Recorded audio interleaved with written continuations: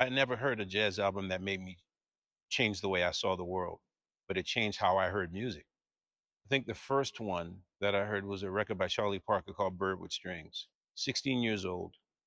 I was playing alto saxophone in an R&B band, which I loved, and I had no intention of playing jazz.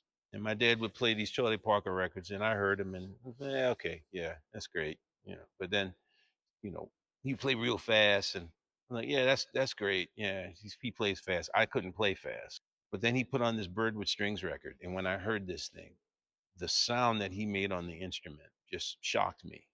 I remember thinking, I've never heard an alto saxophone sound like that. And if I was going to sound like that, I would have to quit listening to R&B and do that, which I wasn't prepared to do. So then I moved on from there.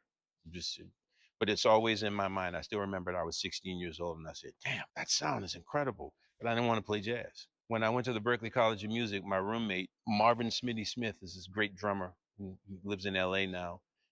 He and Donald Harrison, we were roommates, and my dad stopped buying records when he started having children. So the record buying was few and far between from 1960 until we were all gone, which took a while. And that was the first time I heard the Miles Davis record, Nefertiti. I kept listening because Smitty put it on. And I said, who's on this record? And he says, Wayne Shorter, Herbie Hancock, Ron Carter, Tony Williams.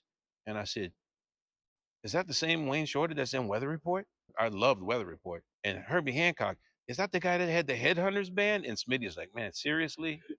Because I just didn't know any of those records. And when I heard those records, like the post bop thing that everybody was doing, I didn't really want to do that. But when I heard this, I said, now this is something I could do. And suddenly jazz became very attractive to me.